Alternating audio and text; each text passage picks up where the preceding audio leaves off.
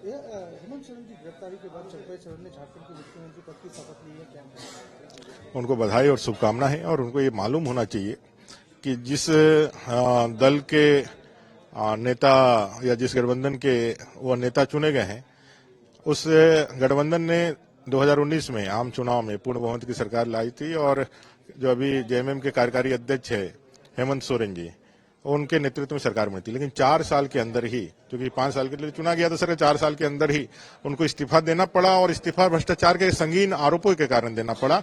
यह राज्य law and order में लगातार डिटेरियोरेट हो रहा था। भ्रष्टाचार के आरोप सीधे मुख्यमंत्री जी तक लगे रहे थे, और जिसका अंततः जो नतीजा आया कि उनको पद से भी इस्तीफा देना पड़ा और आज वो सलाखों के पीछे भी चले गए हैं। तो इस कारण से उनको अवसर मिला है। दूसरा एक मैं उनको अवसर मिलने का कारण मैं बताना चाहता हूं, आदरणीय मोदी जी का जो परिवारवाद और वंशवाद के खिलाफ जो मुखरता के साथ विरोध है, और कहना है कि भाई भारत के आगे बढ़ने की रफ्तार को जो कम करता है, कुंद करता है, वो परिवारवादी और वंशवादी राजनीति के बहुत बड़ा कारण है और इसको खत्म होना चाहिए। तो ये जो आभा मंडल बना था उसके कारण उनको मौका मिला है। इससे छोटे समय का उपयोग जनता की भलाई के लिए, झारखंड की भलाई के लिए करना चाहिए, ना कि उस पीछे भ्रष्टाचारी सरकार की सिर्फ प्रतिछाया बन करके अपना जो है भविष्य उनको खराब करना चाहिए। सभी एमएलए के साथ घटना गुप्ता सभी एमएलए के साथ अब हैदराबाद के लिए रवाना हो चुके हैं, क्या कहना चाहेंगे? ये उनके अंदर का अंतर विरोध है, अंतर कला है, एक दूसरे के प्रति अविश्वास है।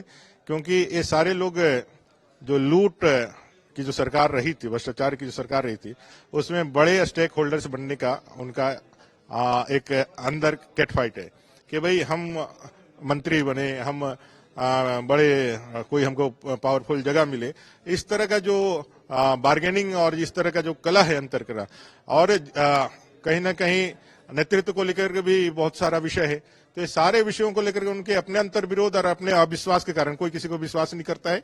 वो सरकार थी जिन्होंने अपने विधायकों को पश्चिम बंगाल के जेलों में 100 दिनों तक बंद करवा के रखा। तो ये सरकार अद्भुत सरकार है और इनको अपने खुद से ही डर है, इसलिए ये जो है अपने लोगों को लेकर के बाहर भागती है और एलिगेशन लगाने का कोशिश करती है। अपना जो है, जो उनकी कमियां हैं, खामियां हैं, उसके प्रति जो है लोगों का ध्यान भटकाने का काम करती है। 5 दिन के ईडी हिरासत में भेज दिया गया है हेमंत सोरेन को कोर्ट की ओर से। देखिए, कोर्ट के विषय में और संवैधानिक संस्थाओं के कार्रवाई के विषय में हम लोगों को कुछ नहीं कहना है।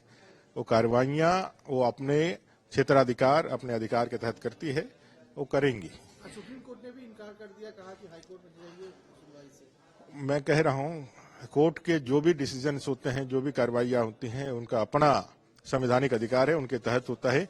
उनके जो भी निर्णय होते हैं हम लोग उनका स्वागत करते हैं।